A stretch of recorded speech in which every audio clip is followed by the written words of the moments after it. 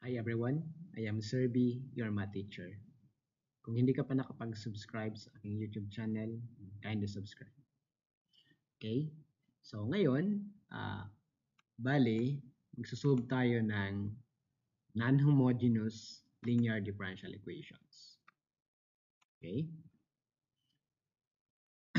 So try nating i-consider ang tinatawag na second order non-homogeneous linear differential equations with constant coefficients. So generally, meron tayong ganitong equation. Ano?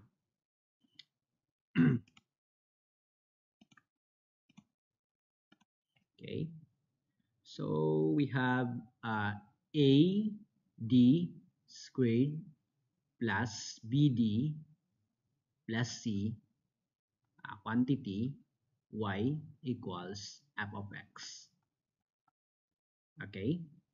So, dito sa equation na to, meron tayong tinatawag na arbitrary constants. So, ang A mo dyan, yung B and C, they are all arbitrary constants.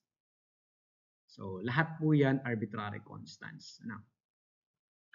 So, ito naman, yung right-hand side natin, f of x. Ibig sabihin, function siya. Ang tawag naman sa kanya, particular function. Okay? When you say particular function, that is the right-hand side of the non-homogeneous linear differential equation.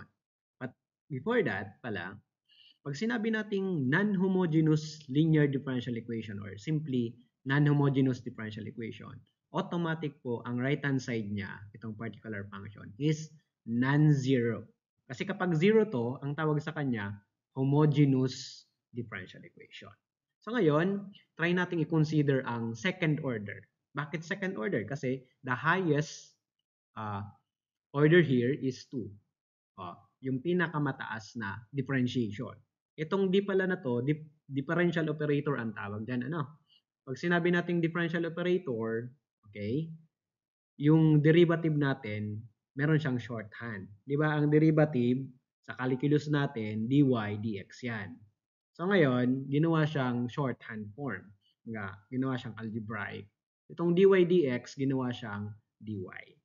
Now, in fact, dy yan. Kasi ito, d times y. Okay? Ibig sabihin, the first derivative. So now, yan yung differential operator. Shorthand form ng derivative or differentiation. So, ibig sabihin dito, ang highest derivative natin dito is 2. Right? Kaya, tinatawag siyang second order. Right? So now, for example, ganito. Try nating mag-consider ng f of x or particular function exponential. Halimbawa, meron tayong differential equation, say for example, d squared minus 4 y equals, let's say, 2e raised to 4x. Okay? So now, this is a second order kasi ang highest order dito is 2. Second derivative ang highest. So, yung right-hand side natin, yung particular function, is an exponential function. So, ngayon, sa differential equation natin, di ba, para ma-solve yung general solution, may tinatawag tayong general solution. Ang non-homogeneous differential equation, meron siyang general solution. Di ba, gano'n naman talaga sa differential equation. Meron siyang tinatawag na general solution. Okay?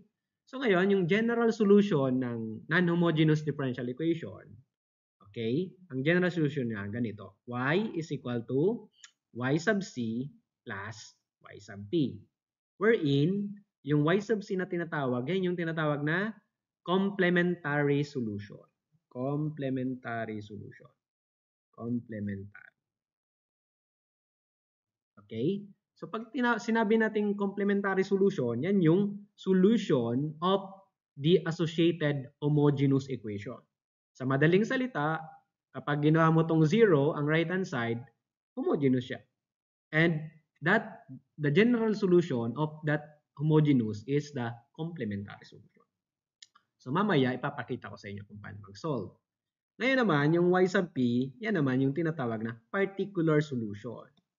From the word itself, particular. Ibig sabihin, specific solution.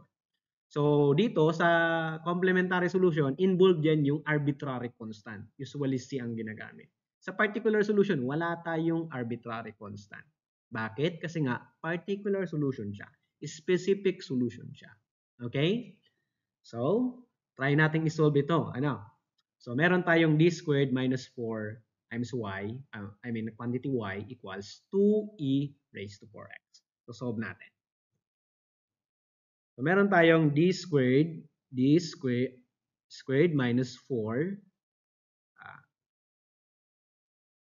Ngayon, d squared minus 4 and then 2e raised to 4x equals 2e raised to 4x.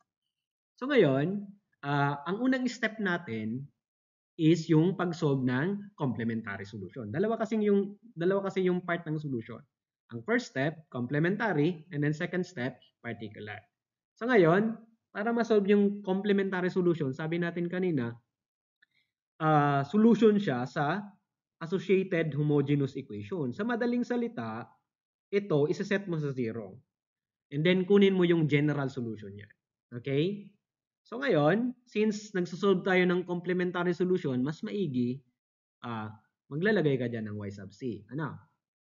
So ayun, di ba pag magsosolve tayo ng homogeneous differential equation, kailangan yung definition of auxiliary equation. So pag sinabing auxiliary equation, ganito lang siya. Okay? So ito, gagawin mo siyang r, or pwede kang gumamit ng ibang variable, r squared minus 4 equals 0. Kumbaga, sa madaling salita, tanggalin mo lang yung y dito. Okay? And then mag-introduce ka ng another variable. Kasi dito, anong purpose natin? Anong goal? Isosolve natin yung root ng auxiliary equation. Kasi doon magbabase yung complementary solution natin. Ngayon, obviously, anong roots nito? Kasi dalawang root niyan eh, 'di ba? So we have here, 'di ba? Pwede mo siyang ma-factor out or pwede mo i-transpose doon sa right-hand side. Simply r what? R plus 2, r plus 2 and then r minus 2. And then solving for r, we get r is equal to -2 and then +2. Or simply +2. Okay. Okay. Sorry.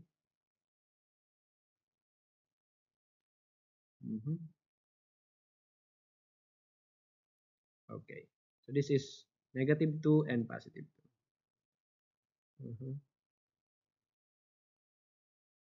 Shucks.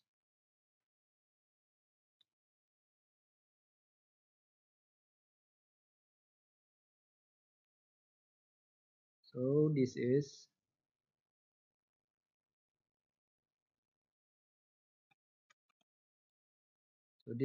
+2 and -2.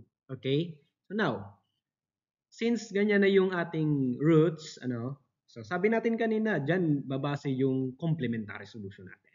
So ngayon, since yan ang roots natin dyan ay magkaiba. So gamit yung theorem sa differential equation, so ganito yung magiging complementary solution. Y sub c equals c sub 1, this is an arbitrary constant, okay?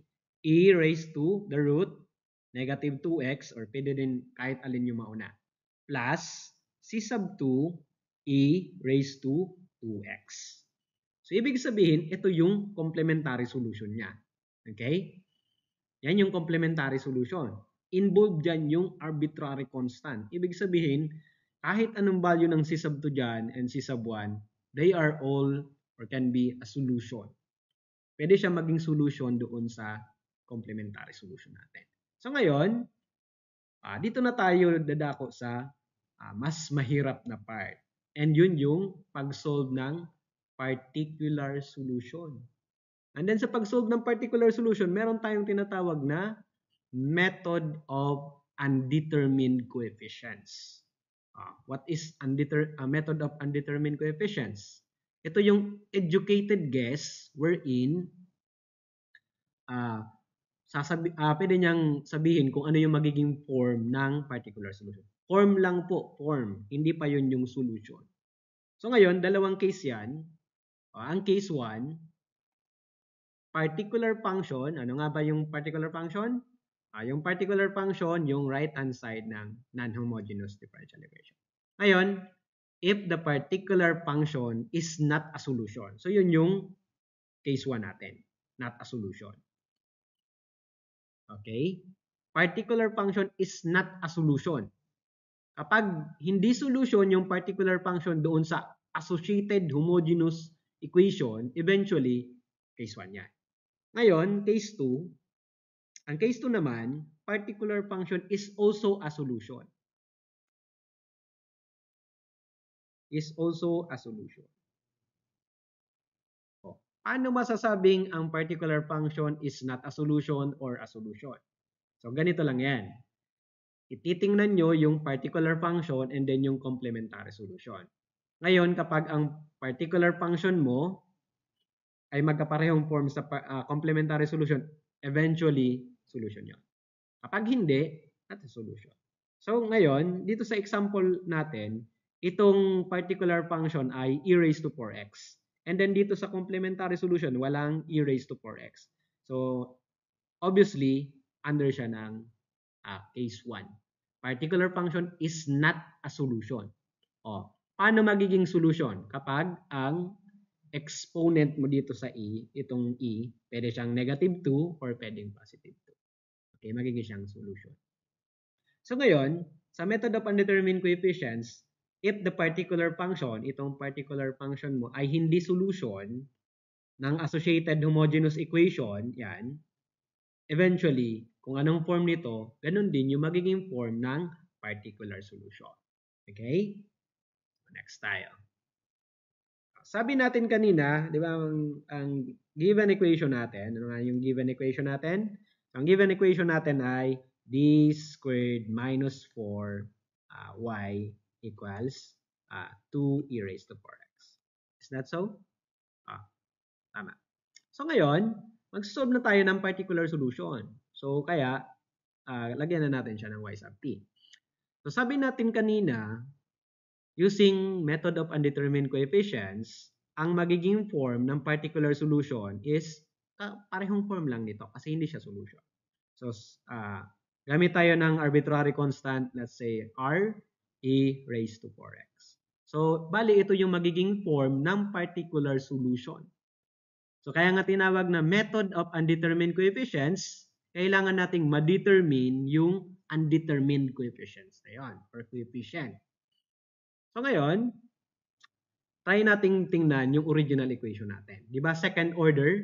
So, ibig sabihin, ano ang highest derivative yan? Second, right? Ibig sabihin, magse-second differentiation.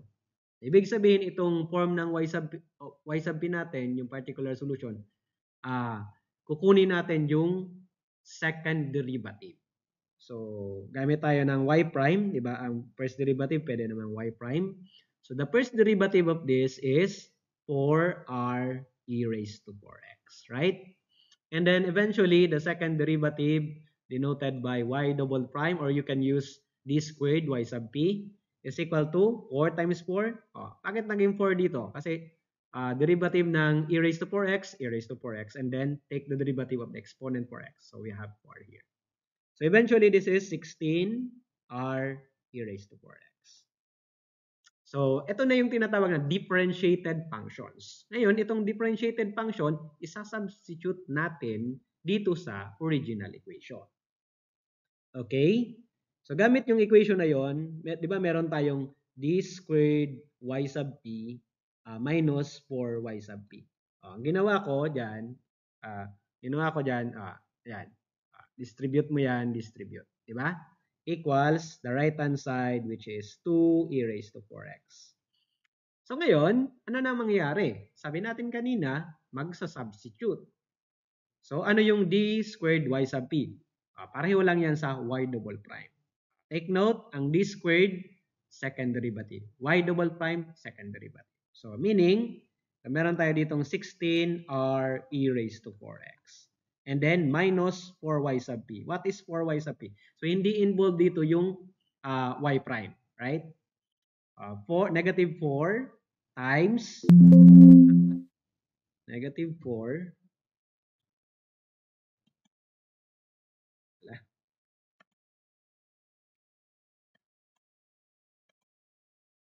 So, dito na tayo, negative 4.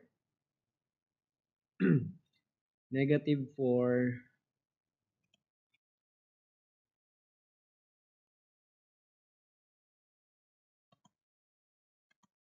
Okay, negative 4 times r, right?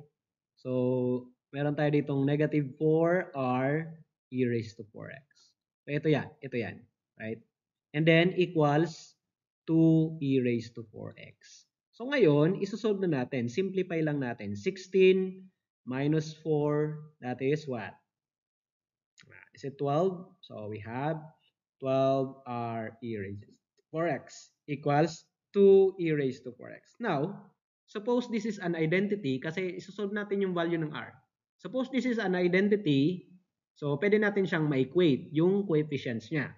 So, ang coefficients dyan, right? Anong coefficients? Ang coefficients mo dyan, 12r equals 2. And then solving for r, we get what? Solving for the value of r, we get 1 over 6. Then go back to the form. What is the form of the particular solution? The form is this one, r e raised to 4x. Eventually, the particular solution is 1 over 6 e raised to 4x. Okay? So, anong ibig sabihin yan? Therefore, the general solution is, first is the complementary. That is the complementary solution.